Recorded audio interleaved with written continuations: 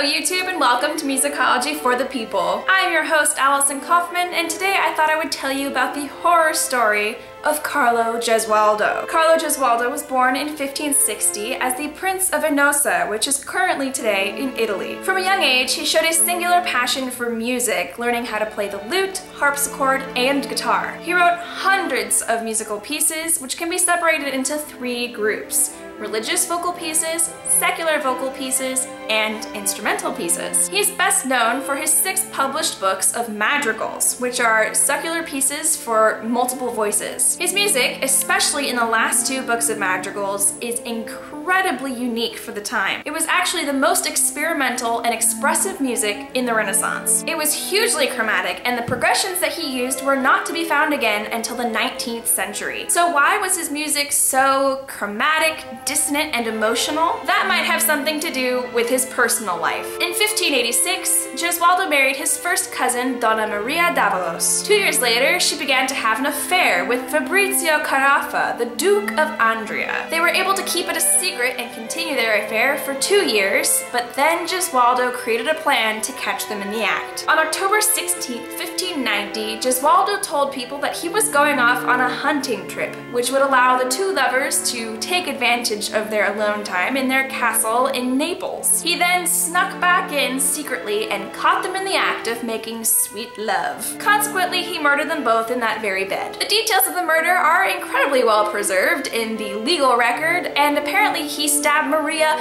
multiple times, shouting, "She's not dead yet!" The lover was found with multiple deep sword wounds as well as a shot through the head. To add further insult to injury, after the murder was over, he was found in women's clothing, specifically Maria's nightgown. Some sources say that Gesualdo even murdered his infant son, the second son born to him by his wife. Apparently, he looked into the eyes of the child and doubted that it was actually his child, so he swung it around in its crib until the breath left its body. This, however, is debated, so we can't really attribute this child's death to Gesualdo. Or can we? Nonetheless, he dragged the bodies of his wife and her lover into the courtyard where he displayed them for all the world to see. While this might sound like the action of a crazed psychopath, it was actually quite common for the time. You see, Italian noblemen of that day and age were basically required to kill their wife if the wife was found committing adultery. Killing her noble lover was more of a cause of outroar. Fortunately for Gesualdo, his princely status meant that he was immune from persecution and he basically got off scot-free. He was, however, not immune from revenge seekers, so he soon fled to his castle in Venosa where he would be safe from the families of his wife and the wife's lover. He hid out in Venosa for a few years and then was able to arrange another marriage, this time to Eleonora d'Este. How he was able to convince anyone to marry him after the disastrous result of his first marriage is beyond me. But I guess he was a prince, so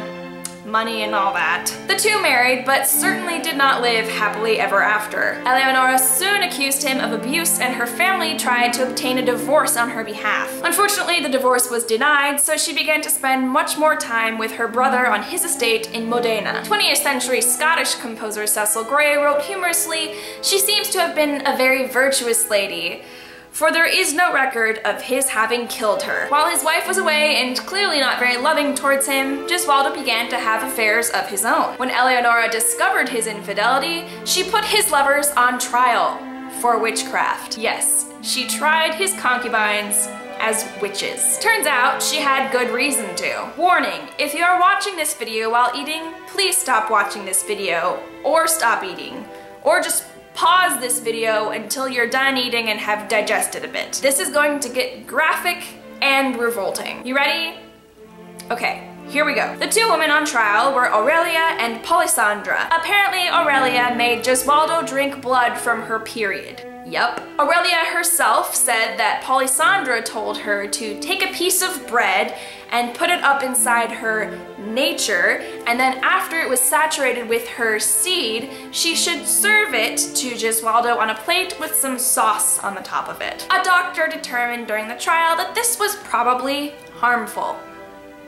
No duh. The two were then tortured until confessions were obtained. What is most shocking about this whole ordeal is that after they were declared guilty, they were not sentenced to death. Instead, Gesualdo used his princely powers to sentence them to life in prison. And then the prison was his castle, so that he could continue making the sweet loves with his lovers, who fed him menstrual blood. So, as you can see, Gesualdo had a fascinating, violent, and downright nasty life. It would make sense, therefore, that his music was so strange, expressive, and tortured. His music evokes love, pain, ecstasy, death, agony, all the good things. And he expressed these things in ways that had never been heard before and certainly were not heard again for several hundred more years. Be sure to check out his stuff, especially his madrigals, because Gesualdo was a really great composer. There's also a really fun film about Gesualdo made by Werner Herzog called Death for Five Voices. I hope you learned something new and fascinating this week, and if you did, be sure to like and subscribe. Also, check out the Facebook and Twitter accounts associated with this channel where I post funny things throughout the week. Until next week, don't cheat on your partners or you might end up murdered, and then you wouldn't be able to watch any more of my videos, which would just be the worst. Musicology.